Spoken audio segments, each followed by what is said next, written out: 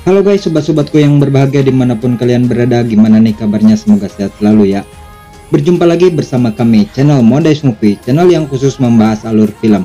Dan masih bersama saya, Mr. Nobody, yang memang bukan siapa-siapa dan tidak ada apa-apanya. Setelah kemarin saya janji untuk membahas film hacker dari Jerman, saya memutuskan untuk skip dulu film tersebut. Hal itu disebabkan karena kuota saya yang sudah cekak, sehingga saya akan mereview film dari hasil nyolong di laptop teman. Tapi Anda jangan khawatir, meskipun ini film hasil nyolong, namun saya jamin filmnya akan tetap menampilkan plot twist yang tak kalah mengedankan. Seperti biasa, jika kalian suka dengan videonya bisa like, share, dan subscribe channel ini. Tanpa banyak membuang waktu lagi, kita simak saja videonya dan tetap di sini saja.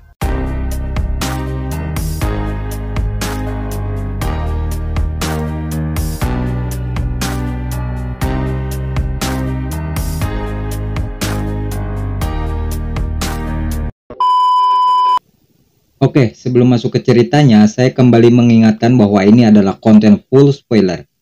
Dan film ini merupakan remake dari film Invisible Guest. Jadi buat sobat yang udah nonton film Invisible Guest, jangan heran jika jalan ceritanya mempunyai kesamaan. Film ini juga mempunyai alur yang maju mundur, sehingga untuk mencerna film ini diperlukan kopi dan rangginang. Film akan menceritakan seorang pengacara yang bernama Badal Gupta. Dia adalah pengacara yang terkenal hebat dalam menangani setiap kasus. Persentase kemenangannya pun di setiap sidang hampir mencapai 100%. Jadi bisa dikatakan, Gupta ini adalah pengacara handal saingan Hotman Paris. Siang itu, Gupta datang ke sebuah apartemen untuk bertemu dengan kliennya yang bernama Nina Sethi. Ini dia orangnya. Perlu diketahui bahwa sebenarnya Gupta bukanlah pengacara pribadi dari Nina. Dia diminta oleh pengacara Nina yang bernama Jimmy untuk menangani kasus dari kliennya.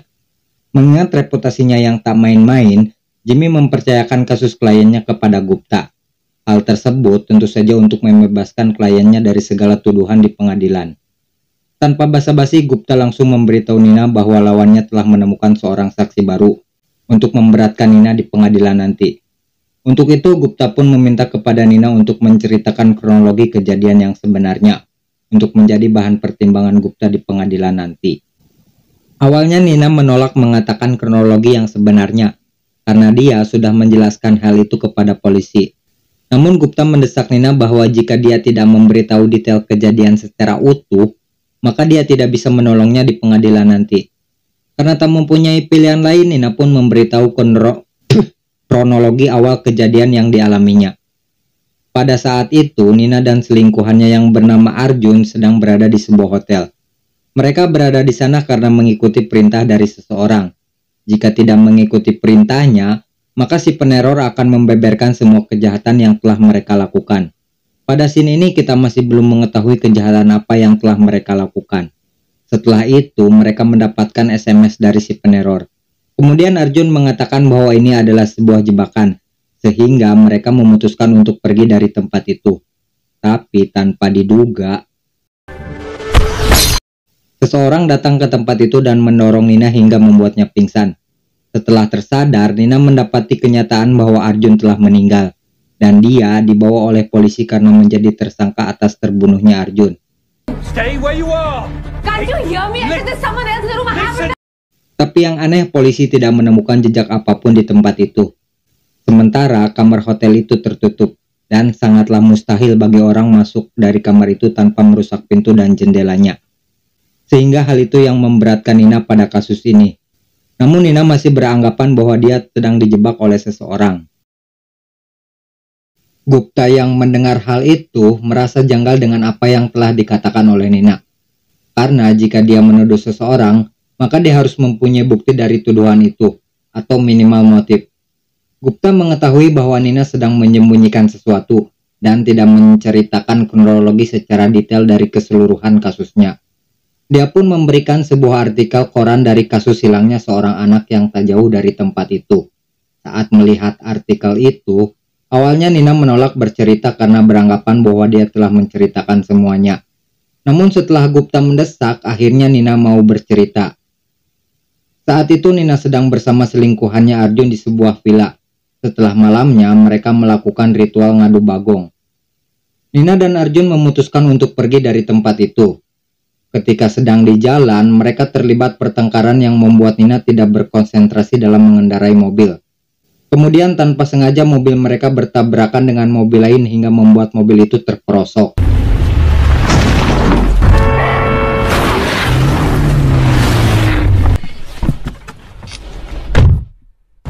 Melihat keadaan itu, mereka memutuskan untuk mengecek keadaan. Dan betapa paniknya mereka melihat si supir yang sudah pingsan tak sadarkan diri. Nina yang mulai panik berinisiatif menelepon polisi untuk membereskan masalah ini. Tapi hal itu dicegah oleh Arjun yang mengatakan bahwa ini bukan sepenuhnya salah mereka. Dan Arjun akan membereskan hal ini. Kepanikan mereka pun bertambah parah manakala ada pengendara lain yang akan melintas jalan itu. Tapi Arjun mempunyai cara untuk membereskan hal itu. Dia akan berpura-pura sebagai pengendara mobil itu dan akan bersandiwara seolah-olah mereka sedang melakukan negosiasi, agar si pengendara itu tidak curiga dengan ulah yang telah mereka lakukan. Hi. Take care.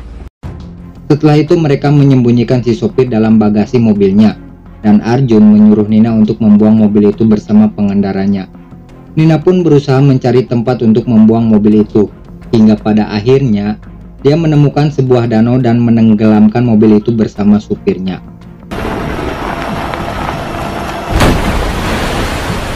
Sementara itu, Arjun yang membawa mobil Nina tampak kebingungan karena mobil itu tidak bisa dinyalakan. Beruntung dia ditolong oleh pasangan suami istri yang kebetulan melintas jalan itu. Mereka adalah Rani dan suaminya yang bernama Nimbi. Nimbi mengatakan bahwa mobilnya tidak bisa diperbaiki di tempat karena terbatasnya alat yang dia bawa. Untuk itu, mereka pun menawarkan agar menderek mobil Arjun untuk dibawa ke rumah mereka agar bisa diperbaiki. Arjun yang tak mempunyai pilihan lain tentu saja menyetujui hal itu.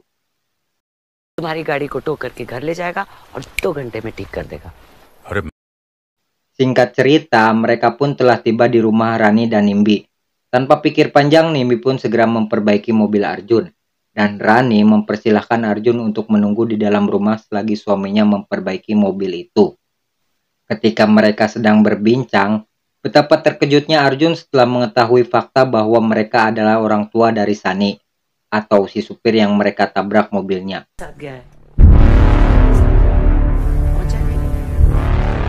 Sontak hal itu membuat Arjun panik, namun dia masih bisa menyembunyikan rasa paniknya. Tapi saat si orang tua itu menelepon HP milik Sani, secara tidak terduga HP itu berbunyi di sana. Karena faktanya, pada saat Nina membawa mobil Sani, Arjun sebelumnya telah mengambil HP milik anak itu. Tapi Arjun masih bisa berkelit dengan mengatakan bahwa dia telah menduduki ponsel yang ada di kursi. Namun, hal itu terasa aneh bagi Rani karena anaknya tidak pernah pergi tanpa HP-nya. Melihat keadaan itu, Arjun memutuskan untuk segera pergi dari rumah mereka. Dan tentu saja hal itu menimbulkan kecurigaan bagi kedua orang tua itu. Setelah pergi dari rumah itu, kemudian Arjun kembali bertemu dengan Nina. Nina pun terlihat syok mendengar hal itu. Untuk menghilangkan barang bukti, Arjun menjual mobil Nina ke tempat pembuangan barang bekas agar mobilnya bisa dihancurkan. Setelah itu, Nina melapor ke kantor polisi seolah-olah mobilnya telah dicuri. Lalu Arjun dan Nina memutuskan untuk tidak bertemu dulu sampai keadaan benar-benar tenang. Keesokan harinya, Nina mulai menjalani hari-harinya sebagai seorang ibu dan pengusaha yang sukses. Bahkan dia pun berhasil mendapatkan tender yang telah 1 tahun direncanakan. Hal itu tentu saja semakin membuat karir Nina makin melejit. Sehingga kejadian itu sama sekali tidak mempengaruhi pekerjaan Nina. Di sisi lain, batin Nina mulai terusik manakala berita tentang kehilangan Sani belum juga menemui titik terang. Polisi belum bisa menemukan mayat Sani sampai sekarang. Sampai suatu ketika, Nina mendapat pemanggilan dari polisi. Mereka menjelaskan tentang tabrakan yang terjadi pada Sani. Karena faktanya, orang tua Sani telah melaporkan kepada polisi dan menduga bahwa tabrakan itu melibatkan mobil milik Nina. Namun Nina masih bisa berkelit dengan mengatakan bahwa mobilnya telah dicuri 1 minggu yang lalu. Dan dia tidak tahu apa-apa tentang kejadian itu. Sementara itu, Arjun telah melakukan manipulasi kepada kartu ATM milik Sani. Dia memasukkan sejumlah uang ke ATM itu dengan dalih Sani telah melakukan kejahatan sebelum dia menghilang. Hal itu tentu saja dimaksudkan agar polisi menduga bahwa Sani telah melarikan diri dengan motif takut ketahuan atas kasus pencurian itu. Pada saat menjelaskan hal itu kepada Nina, dia sedikit emosi dengan kelakuan Arjun. Namun lagi-lagi dia tidak bisa berbuat apa-apa karena Arjun mengancam jika dia tidak setuju, maka Arjun akan membuka suara kepada polisi. Hal itu semakin diperparah dengan kehadiran saksi yang melihat kasus tabrakan mereka waktu itu.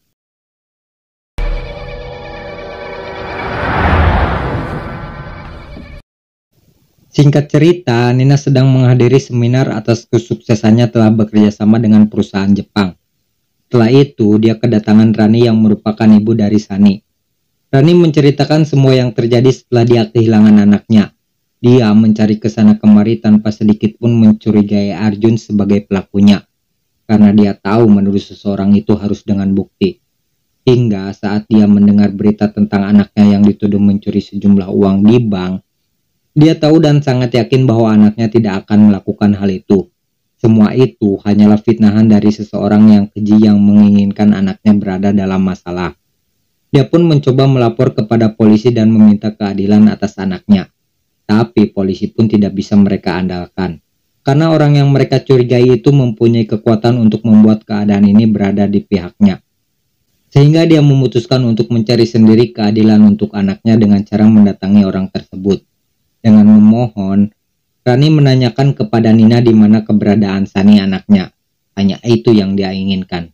Akan tetapi jawaban dari Nina tidak membuat Rani puas, sehingga dia pergi dari tempat itu dengan tangan hampa. Namun Rani berjanji dengan kekuatan yang dia miliki, dia pasti akan menemukan kebenarannya. कहाँ थी तुम? तुम ही ने मेरे बेटे को गायब किया है, क्योंकि जब हमने अजय को पिकअप किया था, तो तुम वहां नहीं थी. Scene kemudian kembali kepada adegan perbincangan antara Gupta dan Nina.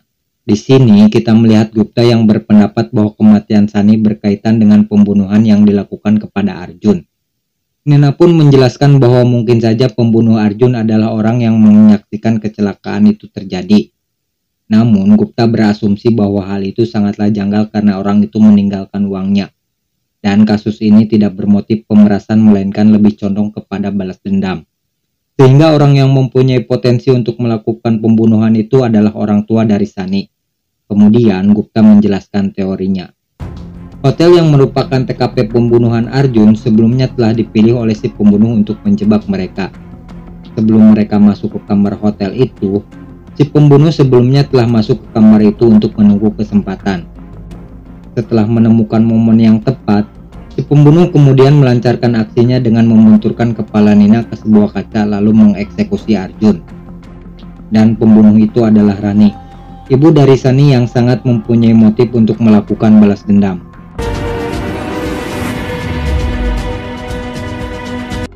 Namun Nina masih mempertanyakan bagaimana Rani bisa keluar dari sana tanpa meninggalkan jejak sedikit pun.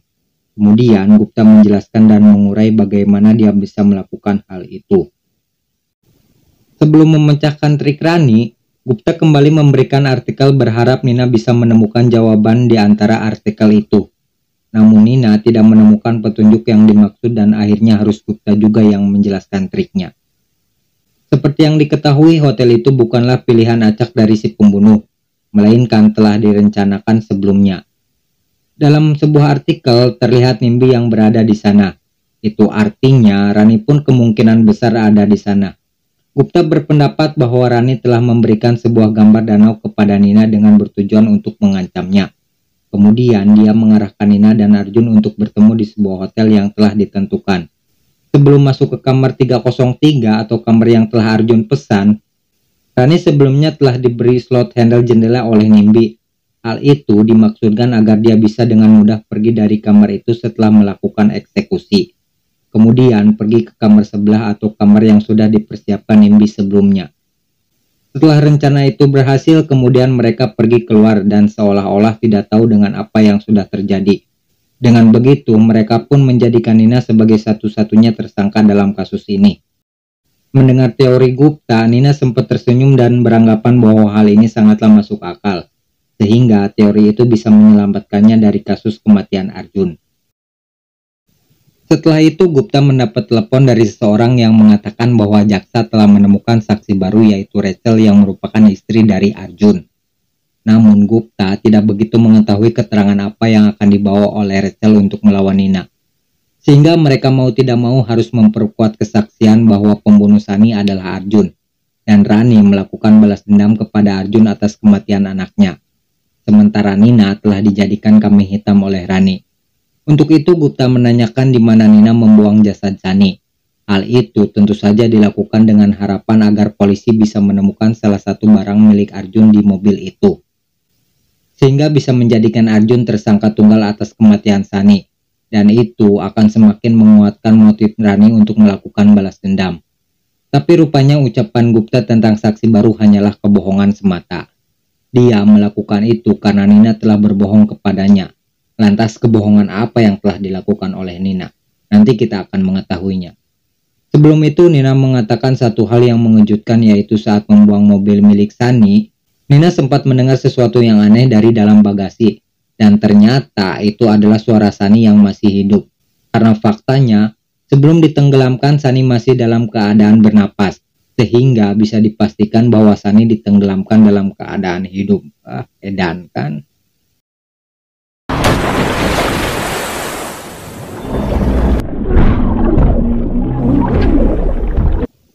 Gupta yang mendengar hal itu menjadi sangat emosi kepada Nina. Entah karena hal apa, tapi yang jelas itu akan merubah segala rencana yang telah diperhitungkan sebelumnya. Setelah itu Gupta menceritakan tentang kebenaran dari semua kronologi yang telah Nina katakan sebelumnya. Menurut Gupta, cerita Nina adalah kebalikan dari semua kenyataannya. Sebenarnya orang yang telah memanipulasi kartu ATM milik Sunny bukanlah Arjun melainkan Nina. Kemudian Arjun protes kepada Nina atas apa yang telah dia lakukan dan bertemu di suatu tempat untuk membahas hal itu. Jauh sebelum itu Gupta berpendapat bahwa orang yang lebih agresif untuk menyembunyikan hal itu adalah Nina, bukanlah Arjun. Ketika kasus tabrakan itu terjadi, Arjunlah yang mempunyai inisiatif untuk menghubungi polisi, untuk kemudian hal itu ditentang oleh Nina. Karena beranggapan bahwa ini bukanlah salah mereka. Kemudian Nina menenggelamkan mobil itu bersama dengan Sunny. Arjun yang melihat berita itu di TV menjadi sangat bersalah atas semua perbuatan yang telah dia lakukan. Untuk itu, dia mencoba menghubungi orang tua Sunny untuk membicarakan hal itu. Setelah itu, Arjun pergi ke hotel di mana orang tua Sunny bekerja dan akan mengakui semua perbuatannya. Arjun sadar bahwa Nina tidak akan setuju dengan sikapnya. Dia menelepon Nina dan mengatakan bahwa ada seseorang yang mengetahui perbuatan mereka. Dan menyuruh Nina untuk membawa sejumlah uang sebagai kompensasi untuk menutup mulut orang tersebut. Yang padahal, uang itu akan Arjun berikan kepada orang tua Sunny. Barulah ketika di kamar hotel Arjun mengatakan semua rencananya untuk mengakui perbuatan mereka kepada orang tua Sunny. Nina yang tak setuju dengan hal itu terlibat perdebatan dengan Arjun. Karena merasa terjebak, Nina pun kemudian memutuskan untuk membunuh Arjun. Karena hal itu akan lebih mudah bagi Nina untuk lolos dari jeratan hukum daripada harus mengakui perbuatannya kepada orang tua Sunny. Arjun.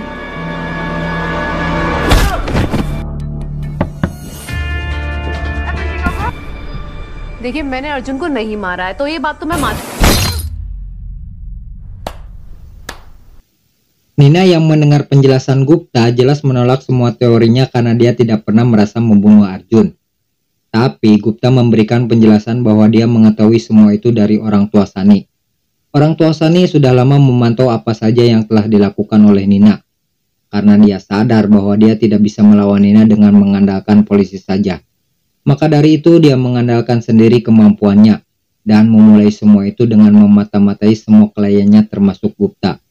Nina yang mendengar fakta itu sempat kaget sekaligus senang karena hal itu semakin menguatkan motif Rani untuk balas dendam dan bisa menjadikannya tersangka atas kematian Arjun. Namun Gupta kembali menegaskan dan bertanya kepada Nina apakah dia benar-benar telah membunuh Arjun, dan Nina pun mengiyakan hal itu. क्या तुमने अर्जुन को मारा? हाँ। Setelah itu Gupta memutuskan untuk pergi dari tempat itu dan berterima kasih telah bekerja sama dengan dirinya. Dan dia akan siap membela Nina di pengadilan nanti. Setelah Gupta pergi, Nina mendapatkan telepon dari Jimmy dan mengatakan bahwa dia telah menemukan saksi yang melihat kejadian tabrakan itu. Dan si saksi telah diberi sejumlah uang untuk bisa tutup mulut di pengadilan nanti. Tapi bukan itu kejutannya. Kejutan sebenarnya adalah ada seseorang yang datang ke tempat itu untuk bertemu dengan Nina. Dan orang itu adalah Badal Gupta, pengacara yang disewa Jimmy untuk menangani kasus Nina. या बादल गुप्ता, मुझे आपके lawyer Jimmy Punjabi ने भेजा। Jika dia Badal Gupta, lantas siapa orang yang berbicara dengan Nina sebelumnya?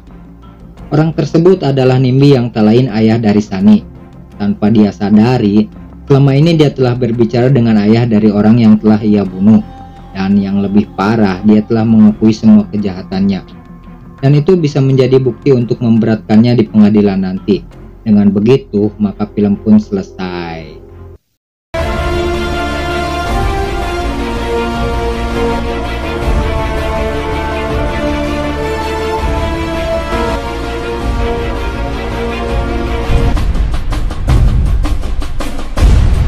Gimana guys, liar atau tidak mendengar penjelasan saya? Jika Anda masih liar, segera hubungi janda sebelah. Maksudnya nonton film full versinya ya. Saya jamin filmnya bagus pokoknya malah. Akhir kata saya ucapkan terima kasih dan tetap di DIY.